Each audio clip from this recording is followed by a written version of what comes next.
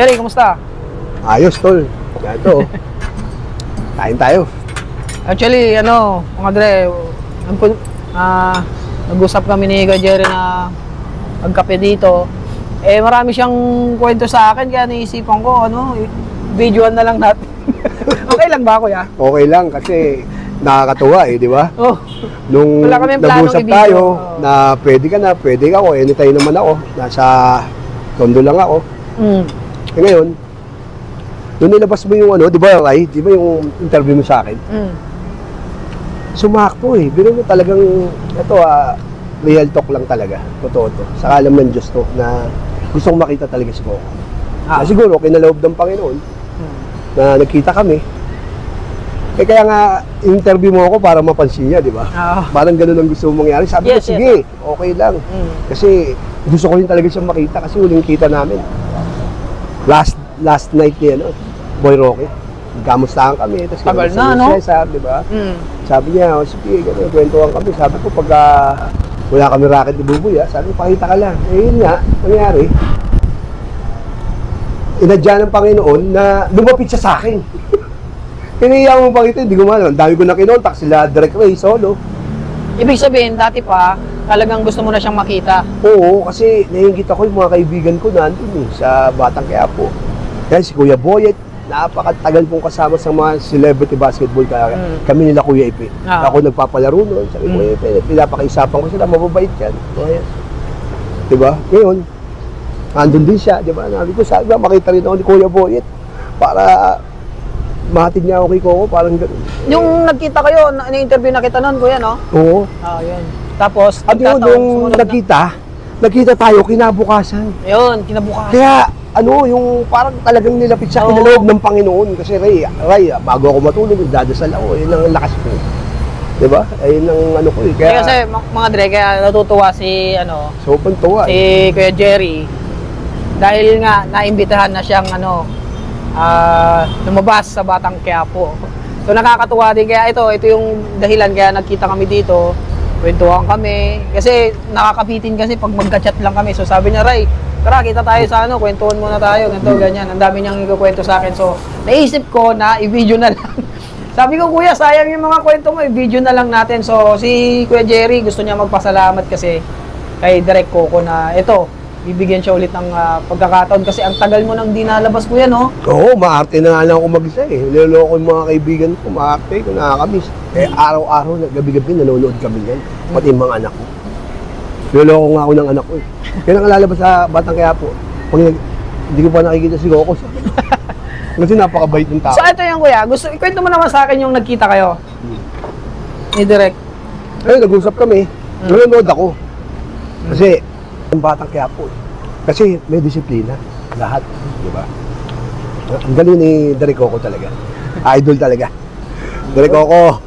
So aabangan ka na namin sa Batang Quiapo, Kuya. Oo. Nung nagkita tayo, happy ako talaga, Direct Coco, na napansin mo ako, kilala mo pa ako, nagmamadali ka, sasakay ka na, pero huminto ka pa, kinausap mo ako. Siguro inadya ng Panginoon yun kasi pinag-pray ko yun na makita kita talaga. Real talk ko lang talaga. Alam ng mga anak ko. Congratulations, Kuya. Masaya ako para sa iyo. Natutuwa talaga ako. Nakakatuwa di ba? Tapos nawagan ako. Oo. Na ready lang ako. Anong pakiramdam mo nung kumontak na yung Batang Quiapo sa iyo? Oo, kumontak yung sarap ng feeling. Nag-thank ko agad ako kay Lord kasi pinag-pray ko yan. Siyempre. Kasi totoo lang nung nag-uumpisa ako, puro TV lang. Namimiss ko talagang Ray, talagang nagpapasalamat din ako sa inyo, Ray, na nilabas mo yun, tol. Siyempre. Yun naman ang... Marami nakapanood, di ba? Pwede pa ako diet na ng konti. Tumaba ako kasi Bagay naman yung injury ng hita ko, kaya ako tumaba na injury yan. Pero 10 years ago na yun. Nakakatakbo na ako, nakakalaro na ako. Okay na. Senador Lito Lapid dun, no? Oho. Senador siya nun. Kinuha ko ni Baldumaro. Si Cesar, ginagawa yung The Great Trade. So wala akong racket, di ba? Kinuha ko nila Ronald Gang. Okay. Ano yun, yung Ledesma Films, mga MMG Production, ni Mateo. So ngayon, kinuha ko. Ang dami namin ginawa ng pelikula ron. Yung Statma, Buhay ang Punan, tapos iba-iba. Si Roy Vinson nagbida ron. isa rin ako sa kontrabida, komedyante kontrabida rin ako doon. Ngayon, pinapunta niya si Lito Lapid, may Agilang Bundok pala.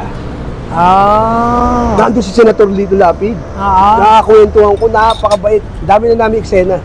Hindi lang natuloy yung pelikula eh. Kasi medyo busy yata si kasi malayo eh, Romblon, di ba? Romblon kami. Napakabait ni Senator Lito Lapid. Ayun lang gusto ko makita eh. Tinatanong ko yun.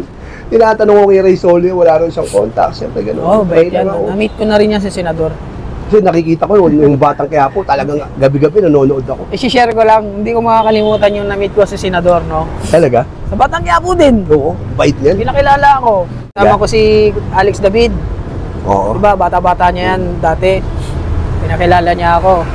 Sen, sabi niya, si Ray TV nga pala. Senador. Ang kulit. Lahat na, saging, Ray! Binato lahat sa akin, tapos Talaga? bumunod siya. Ray, Bait niya. Hindi, sabi ko siya, hindi po pumunta dito. Nakakwento mo kasi si Senator Lito Lapid. Talaga napakabait niya. Nabutan na ako, talagang pinilit niya. Hindi, kunin mo to, kunin mo to. Ang masaklap noon, pag uwi ko, wala na yung pera, nahulog ko pa. Nahulog mo? Oo, nahulog ko siguro sa parking. Mga galante yan eh. Ayun, Kuya bait Ipe, yan, sila Senator Jingo Estrada. Napakagalante yan. Nakita mo yan, ikaw naiiwas. Kasi talagang ano sila, mapagmahal sa tao, di ba? Pagkakilala ka nila. Kaya si Senator Lito Lapid, nakakainuman ko, napakabait. Kinuwento sa amin yung buhay niya bago siya nag-umpisa. Talagang napaka-humble. Oo. Totoo yan. Ngayon, siyempre, parang nagmana rin sa Siyempre, si Direk Coco kay Senator Lito Lapid. Siyempre, fight director yan. Oo. Ganon yung mga ano niya, kagaya ng FPJ, yung ano niya sa tao. Bili mo ako, sobrang tuwa talaga. Nagdasal ako, nagpasalamat talaga ako kay Lord Lord talaga. Biso sabi, salamat po. Naalala po kagad ako. Galingan mo ha.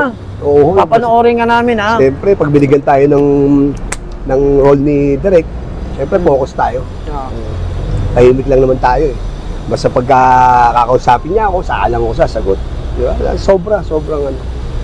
Iingatan ko yung Ray na mapunta ako kay Coco ngayon. Yun! Kasi huling sama namin yung TM eh. Commercial nila ni Cesar eh. Kasi nakwento ko na to, hinatid niya yung TM. Pero tatlo kaming mahatak. Cesar, siya, nasa likod ako. Diba? Commercial? Oo, TM commercial. Yung group dati. Oo. Hindi kasi si Direk Coco naman kasi, once na maganda naman yung pinakita mo dyan, lagi ka nang isasama niyan. Sa susunod pa niyang mga project. Sana, Ray. Kasi ingatan talaga yung pag-ano. Napakabait ni Boss Direk Coco talaga. Kuya, baka kailangan mo ng PA dyan ha, pwede ako. Nakakaya nga eh. Pagka may taping ka, pwede ka magsama ng driver. Siyempre may PA ka. Hindi ako na lang mag-isa. Okay, Direk Coco, maraming salamat po at isa na namang kababayan natin. Ano to? Wish ko lang. Napakabait. I love you, Direk Coco. Yan. Salamat nung kinausap mo ako, nagmamadali ka. Talagang utang na loob ko sa iyo yun na ngayon naalala mo ko. Iingatan ko yan, Direk Coco. Basta trabaho, Direk Coco, talagang focus din po ako. Hindi po ako papasira. Hindi po ako papasira sa inyo, Direk Coco. I love you, Direk Coco. Sobrang saya ko, pati yung mga anak ko po. Naibalita mo na, naibalita mo mga na. pinsan ko. Oo, pero gusto ko makita na lang nila eh. Ayoko muna ibalita eh. Gusto ko makita na. Nandun na ako. Pero, Direk Coco, I love you po. Taas po kami ko. Congratulations. I love you, Direk Coco. Pagbubutihan ko po. Salamat po. Saya-saya ni Kuya. Natutuwa ako. Tsaka gusto ko rin makita si Senator Lito Lapid eh. Baka pumasyal, at least gusto ko makita talaga eh. Kasi, alam mo ba, hindi mo na, yung Metro Manila Film Fest, nagkita-kita kami sa Baguio. Kasama yung pelikula ni Cesar. Saka siya. Si Maynard, saka si Mike, humingi ako ng poster.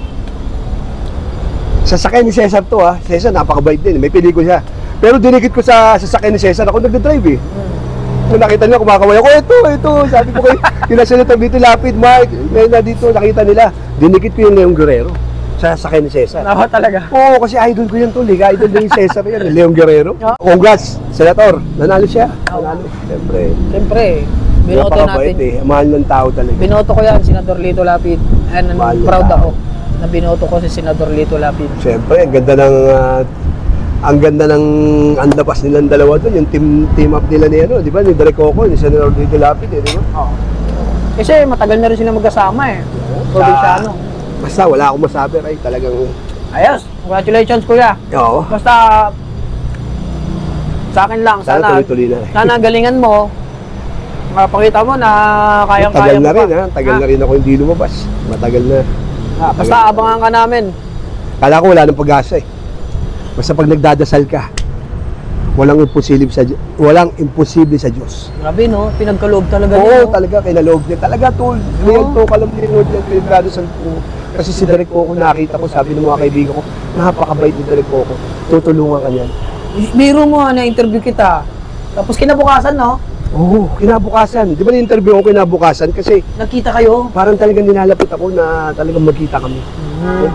Naano ako talaga, totoo, right? Ay, inadya talaga ng Panginoon yan. na Totoo, magkita kasi kayo. sa Bagat lang eh, dito lang ako nakatira. Sa Concha lang ako eh. Oo. Lalakarin ko lang eh. Oo nga. So hindi na ako nahiya, talagang inabangan ko siya. Oh, sabi ko sa'yo Sabi eh. ko sana, Lord, kausapin niya ako, makilala niya pa po ako. Sabi ko sa'yo eh. Ganun lang talaga. Talagang iba si Derek Coco. Saka Anyways, congratulations kuya. malaking bagay din yung ginagawa mo sa amin, yung mga dating artistang mga kaibigan ko, napapanood nila ngayon, kung nasa na sila ngayon. Ayun, kaya talagang nagpapasalamat kami sa iyo, Ray. Salamat din sa inyo. Salamat. Basta lagi kayong manonood ng Ray TV. Ha? Like and subscribe. Yan. Salamat. Kasi mapapanood nyo kung ano yung buhay kung ano na yung buhay ngayon ng mga dating artista. Yan. Napanood ko nga si Kuya Bembol, nakasama ko yan. Dito lang kami yan sa... Oo, na-interview mo rin, di ba? Ignacia lang. Napakabait din yan. Shout out, Sir Bembol. Okay, shout out. Shoutout sa mga kaibigan ko, ha. Sige, Yan sila sige. Tata Meme, mga Ching Riders, Boss Benson, Boss Makmak, mga utol ko yan, mga nagmamahal sa akin. Ang tagal kong walang hanap buhay, pero sila nandyan lang sa akin. Kagaya nila Insan Rubik, Sir, Brother Cesar. sana ma-meet ko rin sila. Inuwan na tayo ni Coco. Yan Kaya o. nagpapasalamat ako, brother. Love you, brother. Nabalita mo na kay Idol Buboy? Nasabi mo Hindi na? pa eh, Ay, ako hindi mo ng balita eh. Gusto ko pag nandun na tinulungan ako ni Derek Coco, di ba? Magkaibigan naman sila. Mga shout out din, Sir Cesar Montano. Oo, papahinga lang yan. Kasi gig lang siya ng gig, ganun, ganun lang siya. Umakanta siya sa ibang lugar, mga probinsya. Na-vlog. Oo, kasi Kaya pop panood ko singer vlog. talaga siya. Oh, Ay, cheers tayo, Ray. Cheers tayo. Kahit mainit. Welcome Ayos. sa Batang Quiapo. Ayos, tol. Congrats. Saka hindi mo natatanong, Ray, kung sino ako. Pamangkin ako ng tsuhin ko. Kaya marami akong kaibigan. Akala ko. Pamangkin ako ng tsuhin Akala ko. ko kung may revelation na eh. Kaya yung marami magmamahal sa atin, di ba? Marami. Kasi pag marami kang kaibigan, parang mayaman ka na sa mga kaibigan. Siyempre. Sa magaling ka makisama, nagdadasal ka lang. Ayan, di natin inaasahan, nagkita na kami direct. Grabe, Diba? no? Sobra. Kalahin mo yun. Talagang happy talaga, Ray. Happy. Diba? Well, ganun Na talaga. makaharap mo si Derek Coco. Hmm. Diba, Ray? Ay, kung ano pa nga ang gagawin namin? Siyempre, abangan ka lang namin doon sa Batang Quiapo, Siyempre. kuya, ha? Galingan mo, ha? Nagpapasalamat lang talaga ako kay Derek Coco. Pagharap ko kay Derek Coco, medyo lumubog yung tiyan ko. Nakita niya ako, parang siguro hindi niya lang, kaya ano nangyari sa tiyan ko, di ba? Eh, pinsan kain ako ng kain, walang ginawa. Yung mga pinsan ko, kain ng kain, umiinom. Hindi kumain ng dalawa. Sabi nga ng tiyan ko, boss, tama na, boss. Hirap na hirap na ako, boss. Tama na. Nag-exercise ka na naman, boss. Hirap na hirap na ako. Sabi ng tiyan ko. Ngayon ano na tayo, ride diet na tayo. Okay, di ba? Saka lumabas na yung mga pang-bonus mo na shades, oh. Suot mo nga, kuya. Hindi nga sa akin to eh. Sa Tingnan tito mo. ko to eh. Kay Daddy Jun song ko to. Yun, oh. Ayan, no? Alam mo, sa totoo lang, Ray, tumaba na ako. Wala na akong gumagamit sa pan-shooting. Nasa asawa ko, di ba? Sabi ko sa'yo. Yung asawa ko, napaka maganda na, masinop pa. Oo. Pero, ayun, tinabi niya. Hindi ko na makita eh. Ayun na mahirap. At least tinabi niya. No? Hindi natakot sa akin kasi yung tapang nun eh. Kaya nung lasing ako, sinubukan ko kung kaya ko eh. Kaya sabi ko, ito gusto mo? Lagi mo na lang ako inaano, pinagtatawanan na ako ng mga kaibigan ko, kumpari ko. Pinapahiya mo ako lagi, ito na! Gusto mo to? Ano yan? Pasensya ka na, sabisigaw ka naman, pansit niya mainit, tinago ko lang, Ray. Mikibihon niya mainit, yung kalamansi, baka ako na magpipiga. Ganun yun. Alam mo, Saka nga pala sa mga anak ko, nagpapasalamat ako. Natawagan na ako, ready na ako, tinawagan ako ni Direk Coco kasi mga anak ko rin, totoo lang, lagi nanonood ng Batang Quiapo. Oo, syempre, lahat naman yan, pinapanood, kahit ako eh. Ito yung mga anak ko eh, kasi yung nasa mga mother nila, gano'n. Yung iba, nasa ibang bansa na. Ngayon, bunso ko, yun ang inaano ko kasi. Maganda to kuya, Tuntuan sila. panuhin mo Ha? to. Ito merong ganyan eh, pero hindi ka. Dudugtong ba siya? Ha? Yung sa bagay, okay na to. Hindi. Pero sabi ng lolo ko dati, dati pa ako ng ganyan, nasa Valiente ko, talagang wala yan, naano ko kasi bata pa ako. Ngayon nagkaroon ako dito talaga ayaw. Sabi ng lolo ko, magkakaroon Meron yan. naman Magkakaroon yan pagka umano yung kabayo, saluhin mo. Yung pupo ng kabayo, saluhin mo, ganun ko. Effective yan. Kaso mabaho lang, mahirap naman. Kaya pag sikat ka na, huwag kang makakalimot ha. Oo, kung di ko nakita si Direk Coco. Wala na, baka palaki yung tiyan ko. Okay, final message mo kuya sa mga viewers natin. Ayan na, mga fans ko nung araw, sa mga TV, tuwing tanghali pagkatapos ng 8 Bulaga, mapapanood yun na ulit. Si Jerry Montano. Ayan. Basta happy. Happy lang ako, Ray. Talagang sobrang happy. Pinag-pray ko yun, Ray. Congratulations kuya. Alam mo, Ray, pag nagpa-pray ka, pag kumatok ka, binibigay ng Panginoon. Nasa Bible yan. Pag kumatok ka, papakinggan ka niya. No? basta 100% lang ang tiwala mo sa kanya. Kaya huwag niyong kakalimutan palaging tumawag sa kanya. Oo, talagang nandyan siya. Lagi siyang nakikinig. Okay, maraming salamat kuya. Thank you. I love you, Ray. Love you kuya. Huwag kalimutan mag-subscribe. Paalam.